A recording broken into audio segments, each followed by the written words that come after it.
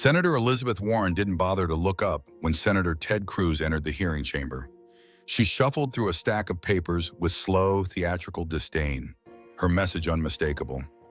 He wasn't welcome here.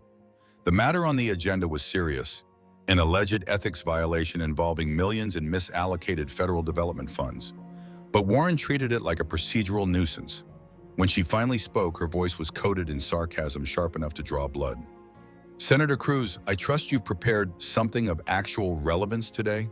Or shall we skip ahead to the part where you derail another session with grandstanding? Snickers echoed from a row of progressive staffers seated behind her. Ted Cruz didn't react. He stood firm, calm, and focused. Because what Senator Warren didn't know was that he hadn't come just to defend himself. He'd come to turn the tables. Behind him was a folder. Inside that folder was a document. And behind that document, a truth that could end her political career. Warren thought Cruz was here to dispute a routine budget line. She had no idea he'd uncovered something deeper, something devastating. In just a few minutes, Ted Cruz would no longer be the one under fire. Senator Elizabeth Warren would. And when that moment came, no committee title or partisan smirk would shield her. Cruz approached the witness table with steady hands and an unwavering stare. The chamber was thick with tension, but he had come ready.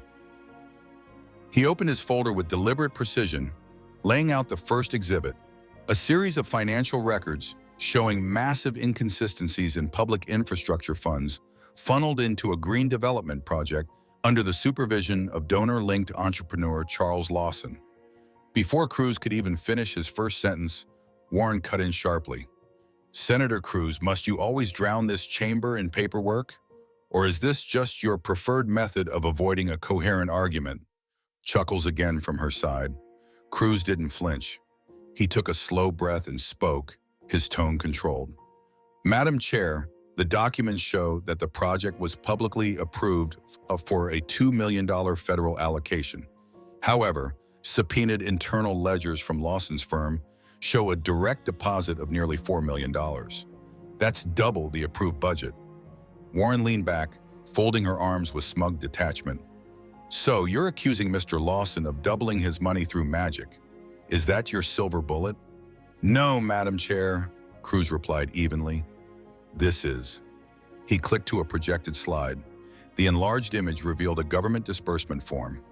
At the bottom, in unmistakable ink, a signature. Elizabeth Warren. The room froze. Gasps. Silence. Warren's expression darkened.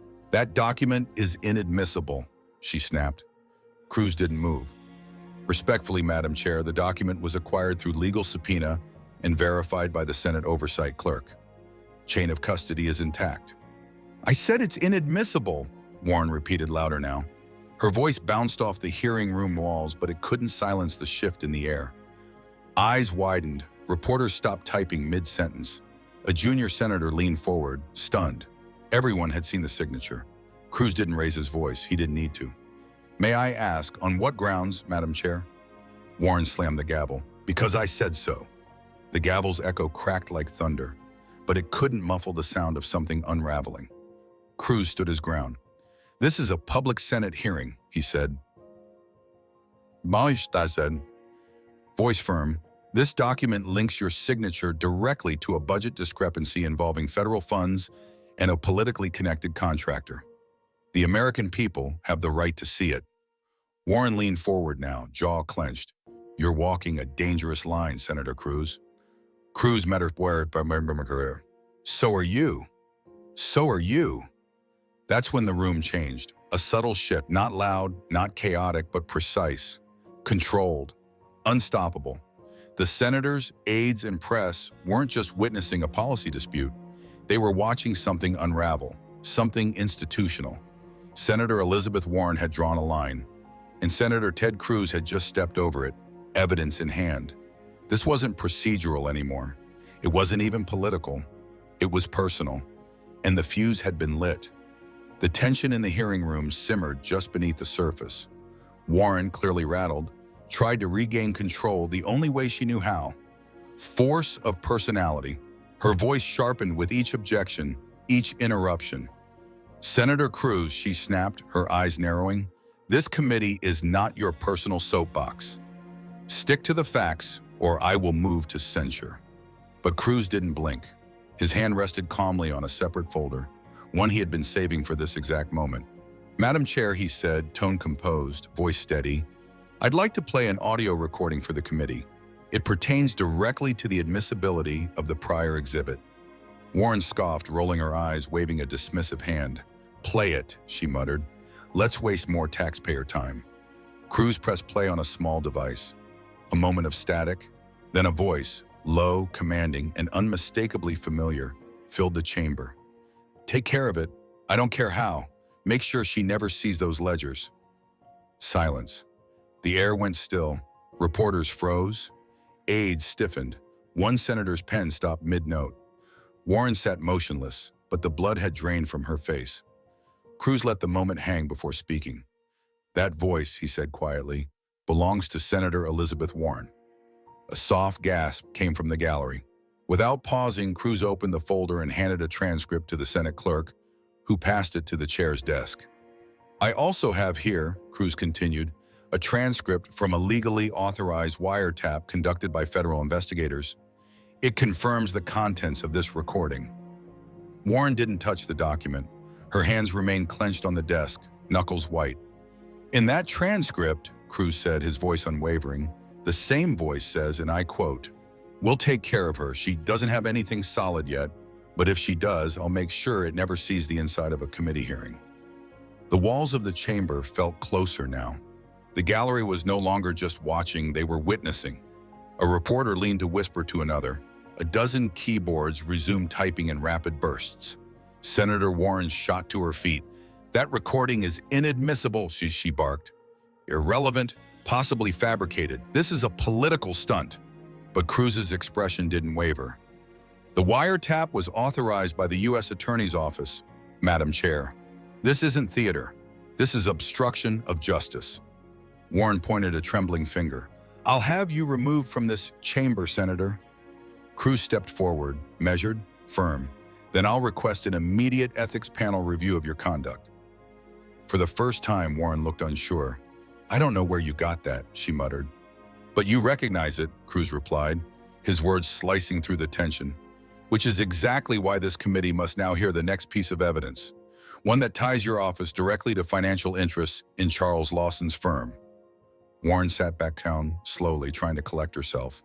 But the room had already turned. Her authority, once unshakable, was collapsing under the weight of truth. One senator leaned forward. Staffers shifted nervously. The defense, Lawson's lawyers, whispered behind cupped hands. Even Lawson himself, seated in the row behind, looked as if he'd seen a ghost. Senator Cruz opened another file, his hand steady. "This," he said, placing the page under the document camera, "is a wire transfer from a shell corporation affiliated with the Lawson Group." The image on the screen showed a series of financial transactions. Funds routed to an offshore account in the Cayman Islands zone. The recipient, Cruz continued, was listed under a pseudonym. He clicked to the next slide. But when cross-referenced with Senate financial disclosures, that pseudonym matches a travel and legal expense fund used exclusively by you, Senator Warren. An audible gasp rippled through the chamber. Even the Senate clerk froze mid-scroll. Cruz didn't need to raise his voice. The truth was doing the shouting for him. "Madam Chair," Cruz said, his tone cool and unshakable, "the evidence is overwhelming. I recommend you recuse yourself immediately or prepare to face the full weight of a federal indictment." The silence that followed wasn't just stunned, it was knowing. The room had seen someone unmasked. They weren't looking at the chairwoman anymore. They were looking at a defendant. Cruz didn't sit down. He didn't flinch. He didn't even blink. The hearing room was suffocatingly quiet, broken only by the hum of the projector and the frantic scribbles of reporters' pens. Senator Elizabeth Warren had just been cornered. By her own signature, a federal wiretap, and a damning trail of financial transactions. But Cruz wasn't finished.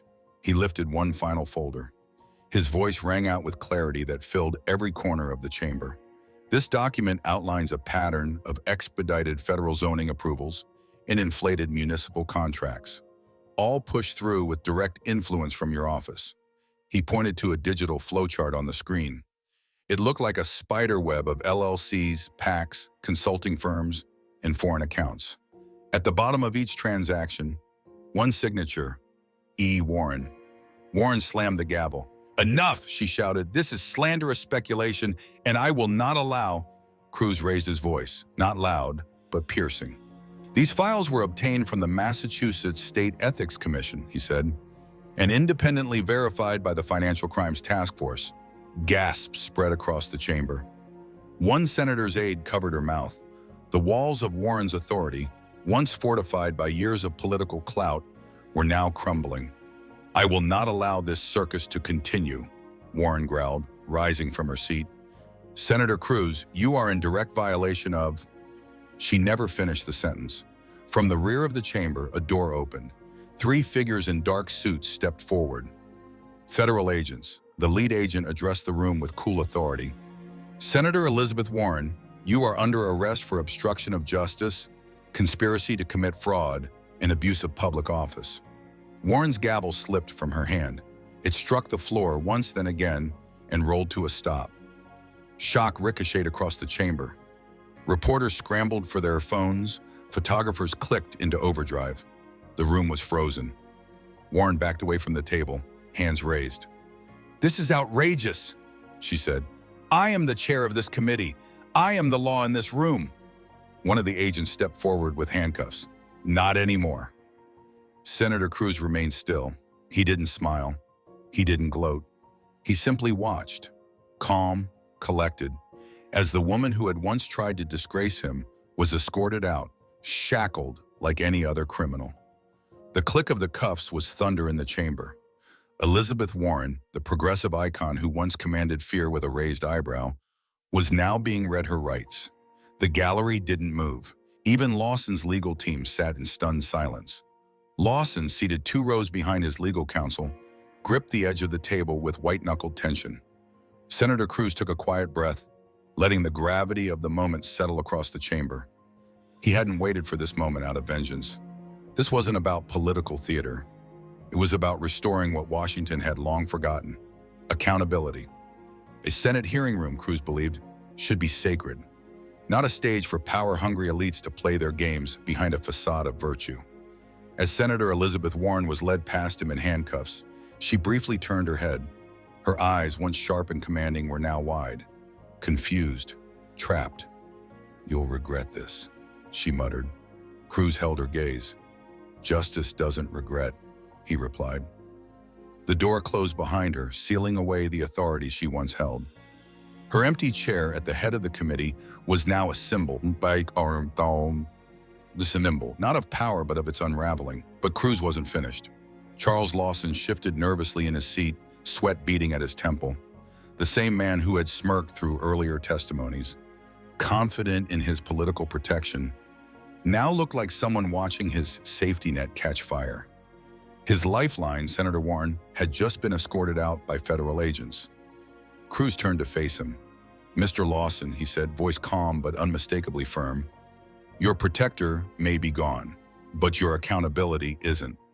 Lawson opened his mouth, then closed it again. The room felt like it was holding its breath. "Would you prefer to speak now," Cruz asked, "or wait until your name headlines the next wave of indictments?" Lawson glanced at his attorney. The man looked like he'd aged a decade in 10 minutes. No one spoke.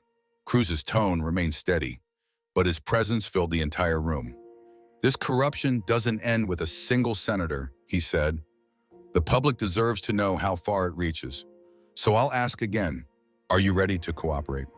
No one moved, but everyone understood. This wasn't just another hearing. This was history. And Ted Cruz had just flipped the system on its head. Within minutes of Elizabeth Warren being escorted out in handcuffs, video footage began to spread like wildfire. A freelance journalist seated behind the media table had captured the entire moment on a phone. The arrest, the gasps, and Senator Cruz standing unshaken as one of the most powerful voices on Capitol Hill fell in disgrace. By the end of the hour, the clip had over 2 million views. By morning, it was the top headline across every major media outlet in the nation. #CruzForJustice trended for 3 straight days. Commentators across the spectrum, left and right, couldn't stop talking about it. Legal analysts dissected the video frame by frame.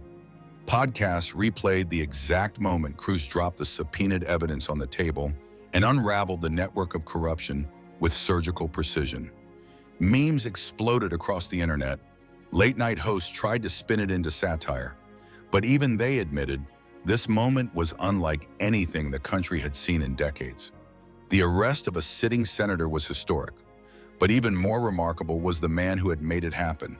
Ted Cruz, long polarizing, had become something more than a headline.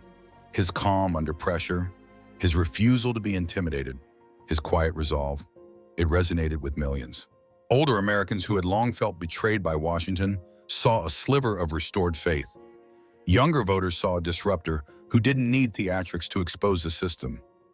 Even former critics acknowledged that moment had drawn a line in the sand. Senators who once praised Elizabeth Warren began quietly erasing their endorsements. Law schools updated their ethics curriculum to include the Cruz hearing as a modern case study in accountability. But behind the scenes, something deeper had started to crack. Cruz didn't stop with the arrest. He immediately filed a formal complaint with the Senate Ethics Committee, demanding a full review of campaign finance ties between Warren's office and the Lawson Group. But Senator Cruz didn't stop there. He called for the formation of an independent congressional task force to investigate financial entanglements between senators, federal contractors, and municipal officials across multiple states. Within a week, the White House issued a statement backing the initiative. And then came the leaks. Anonymous sources began releasing internal emails, threads between Elizabeth Warren's office and senior political appointees. The tone was cold, transactional, discussing rulings like deals, referring to Cruz not as a senator, but as a problem to be neutralized. It became painfully clear. Warren hadn't acted alone. One email ignited like wildfire online. Make sure he doesn't get to Lawson's ledgers. If he does, we'll need to go higher up. Higher up. That phrase flooded every major headline in America. Speculation spread like a virus. Who else was implicated? Who had the power to pull strings behind a sitting U.S. senator? Rumors swirled around a high-ranking federal figure, perhaps someone inside the Federal Election Commission, or even tied to national campaign finance oversight. Whispers pointed to Senator Raymond Collins, a longtime power broker whose name had always floated just beneath the surface of scandal. Collins denied everything, but the political pressure was rising like a tidal wave. And still, Cruz stayed focused. He didn't take a victory lap. He didn't seek the spotlight.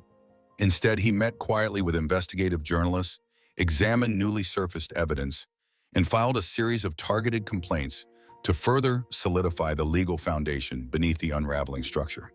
In an exclusive interview with C-SPAN, he stated, "This was never about one corrupt senator. It's about a system that it forgot who it's supposed to serve. And we're just getting started." The public responded. City halls were flooded with constituents.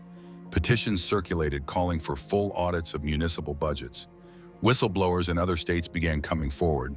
And finally, the Justice Department confirmed it had opened a multi-jurisdictional inquiry based on the new evidence exposed during Cruz's hearings. What began with one hearing chair collapsing had now become a national reckoning. But Cruz didn't celebrate. He knew better. He'd been in Washington long enough to understand. Power doesn't surrender quietly. And the silence from the highest levels, it wasn't just ominous, it was dangerous. The real fight was just beginning. The next morning, Senator Ted Cruz returned to the same Senate chamber where, just days earlier, Elizabeth Warren had been led out in handcuffs. But now the room felt different. There were no sarcastic remarks from the bench, no dismissive laughter from opposing counsel, no smug silences from lobby-backed advisors. Respect now filled the air where mockery once thrived. Charles Lawson, the once untouchable developer who had publicly scoffed at Cruz's exhibits and labeled him a political distraction, now sat hunched and pale. His designer suit was wrinkled. His hands trembled slightly as he reviewed notes with his legal team. There was no trace of bravado, only fear and surrender. Cruz didn't gloat. He didn't need to. When the new presiding ethics chair brought the room to order, Lawson's lead attorney stood. "Mr. Chairman," he said, voice careful, deliberate, "my client wishes to revise his plea in exchange for full cooperation with federal and state investigators." He paused. He is prepared to provide evidence concerning multiple public officials with whom he has conducted business over the years, including but not limited to Senator Elizabeth Warren. The chamber stirred. Cruz stayed calm, then rose. His voice was precise, measured, but firm.